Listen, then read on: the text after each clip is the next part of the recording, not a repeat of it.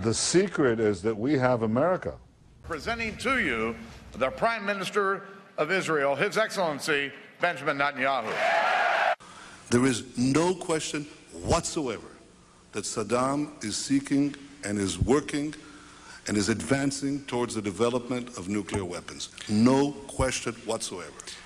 And by that time we were bombing in Afghanistan. I said, are we still going to war with Iraq? And he said, oh, it's worse than that. This is a memo that describes how we're going to take out 7 countries in 5 years, starting with Iraq and then Syria, Lebanon, Libya, Somalia, Sudan, and finishing off Iran. I feel a profound obligation to speak to you about an issue that could well threaten the survival of my country and the future of my people. Iran's quest for nuclear weapons. Still going to war with Iraq. And today the United States must destroy the same regime because a nuclear-armed Saddam will place the security of our entire world at risk. And the states are collapsing across the Middle East. Iraq and then Syria, Lebanon, Libya, Somalia, Sudan, and finishing off Iran. Today the Jewish people face another attempt by yet another Persian potentate to destroy us. Well, the Greater Israel Project is all about destabilizing surrounding nations, ultimately in pursuit of this dream of Greater Israel from the Euphrates down to the Nile, all the way over to the Eastern Mediterranean. This is the dream of these psychopaths, and so destabilizing governments, creating sectarian strife is all part of that menu and all part of the design to create Greater Israel. And make no mistake about it, if and once Saddam has nuclear weapons, the terror network will have nuclear weapons. Terrorist. It's the 3rd time I've said that. I'll probably say it 3 more times, see? Terrorist. In my line of work, you got to keep repeating things over and over and over again. Nuclear weapons. Clear weapon. For the truth to sink in. That we have America. To kind of catapult the propaganda. Nuclear weapons, nuclear bombs, nuclear weapons, nuclear bombs, nuclear bombs, nuclear of 100 nuclear bombs, nuclear weapons, nuclearized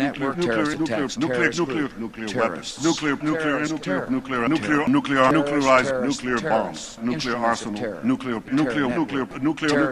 tinder bombs, nuclear know-how without nuclear infrastructure, bombs, tool of terror, and a countdown torture. To a potential nuclear nightmare. What do you mean support negotiation? What are we going to negotiate about? What I would say is, listen, you see that desert out there? I want to show you something. You pick up your cell phone, even at traveling rates. You pick up your cell phone, and what do they call them? Roaming charges.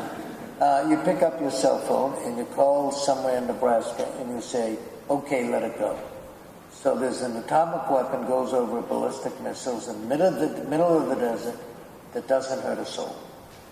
Maybe a couple of rattlesnakes and scorpions or whatever. And then you say, see, the next one is in the middle of terrorism. So we mean business. You want to be wiped out? Go ahead and take a tough position and continue with your nuclear development. No matter on which side of the aisle you sit, you stand with Israel. We have America. First off, all of these players, these politicians, are nothing more than puppets. They don't serve the people. There is no real democracy. They really serve the rich and powerful who run the world, and that would be the bankers who control the money supply. The bankers, of course, make huge amounts of money. Whether they make bad investments or not, wars are great for them, and ultimately they control the politicians, and that is why we see these policies. Obama and Cameron are nothing more than puppets who read the script, and the script is, we need another war. I know that America stands with Israel. I know that you stand with Israel. We have America. And the reason why we need another war, according to these psychopaths who are running the world, is because more and more people, despite the clueless masses who continue to be entranced by things so ridiculous as X Factor and American Idol, there is larger numbers of people around the world who are realizing the truth and beginning to recapture the capacity to think for themselves. And they can see that these people who are being put in positions of public trust are defying that trust and representing an agenda which they could never speak about openly because they're nothing more than prostitutes and nothing more than minions for the powers that be. Before Iran completes the second stage of nuclear enrichment necessary to make a bomb, before Iran gets to a point where it's a few months away or a few weeks away from amassing enough enriched uranium to make a nuclear weapon. The Pentagon, U.S. intelligence community, they're saying Iran does not have a nuclear bomb and hasn't decided whether or not to build a nuclear bomb. The ideology of Iran's revolutionary regime is deeply rooted in militant Islam. And that's why this regime will always be an enemy of America. You know, that land over there is yours. You'll go back to it one day because your fight will prevail and you'll have your homes, your mosques back again because your cause is right and God is on your side. There is no question whatsoever that Saddam is seeking and is working and is advancing towards the development of nuclear weapons. Those weapons of mass destruction got to be somewhere.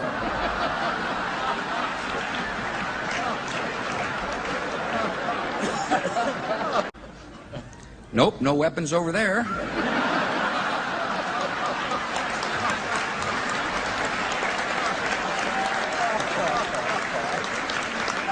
Maybe under here. If you take out Saddam's regime, I guarantee you that it will have enormous positive reverberations on the region. Ashley Hageman says her husband Jared tried to come to grips with what he'd seen and done on 8 deployments in Iraq and Afghanistan and told her that there's no way that any God would forgive him, that he was going to hell. He couldn't live with that anymore. On June 28th, Ashley says her husband took a gun and shot himself in the head on base. And I think that people sitting right next door in Iran, young people, and many others will say, the time of such regimes, of such despots, is gone. There is a new age, something new is happening. Whereas Iran could soon be armed with intercontinental ballistic missiles and nuclear bombs. And I believe that even free and unfettered inspections will not uncover these portable manufacturing sites of mass death.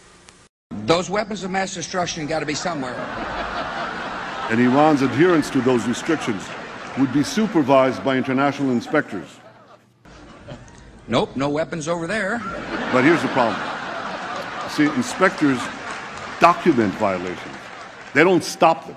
Israel's the only country in the Middle East with a stockpile of nuclear weapons, but the country has never confirmed nor denied it has nuclear weapons. By shunning the 40-year-old Non-Proliferation Treaty, Israel has not had to reject atomic arms or allow the IAEA to probe all of its nuclear sites. The world should demand that Iran do 3 things. First, stop its aggression against its neighbors in the Middle East. With Iraq and then Syria, Lebanon, Libya, Somalia, Sudan, and finishing off Iran. Second, stop supporting terrorism around the world. I have 2 words for you: predator drones. You will never see it coming.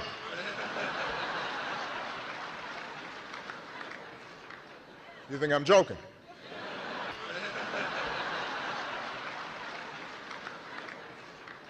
You think I'm joking?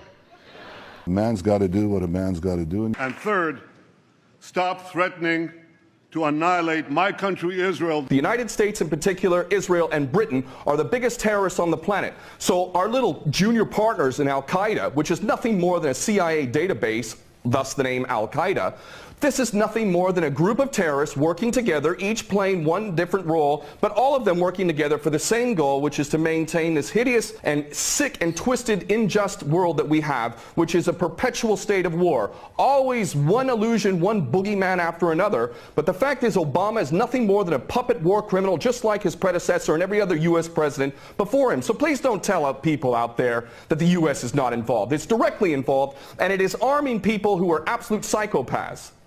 I mean, let's remember here, the people we are fighting today, we funded 20 years ago. And today the United States must destroy the same regime because a nuclear-armed Saddam will place the security of our entire world at risk. War criminal! War criminal! War criminal! Arrest this man! Arrest the war criminal! I wish I had some handcuffs right now to arrest this man! He is responsible for the death of millions of people. War in Iraq. You know War how many people criminal! died? Arrest this man! War criminal! War criminal! Arrest this man! War criminal!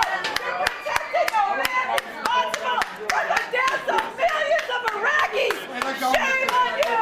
Shame on you! Shame on you! War criminal!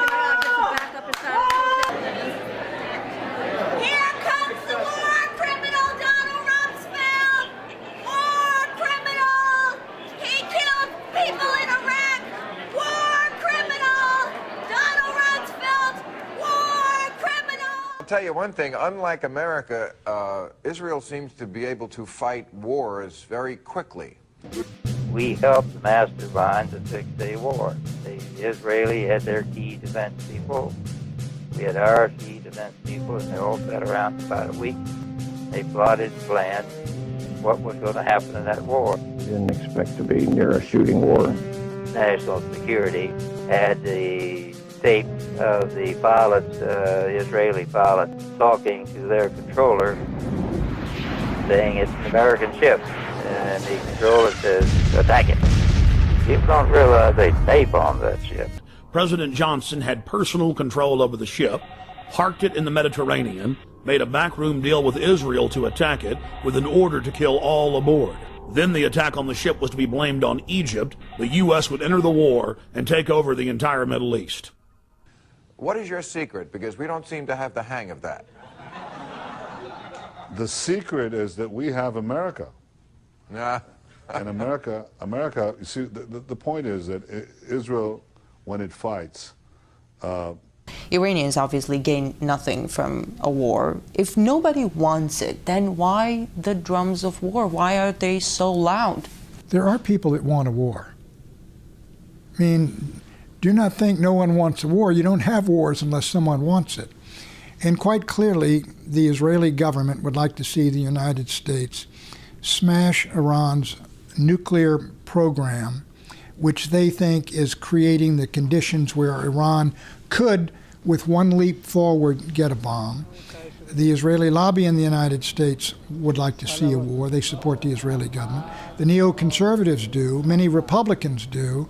There are many Americans who genuinely believe that if they believe Iran is moving toward a weapon, and if it is, they would favor military action to prevent it. There are a number of people that want a war.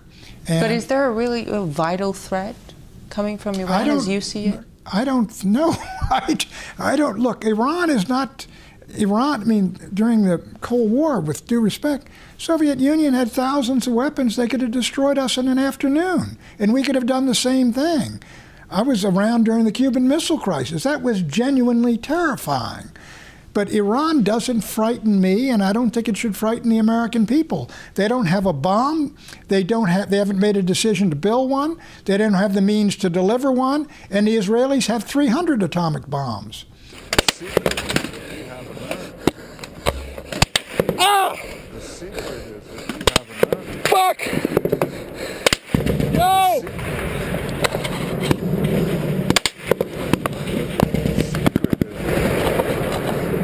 Help me!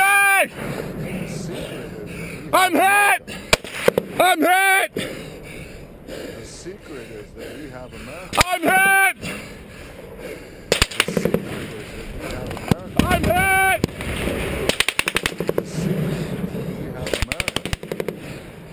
I'm hit! The secret is that we have America. We are an empire now, and when we act, we create our own reality.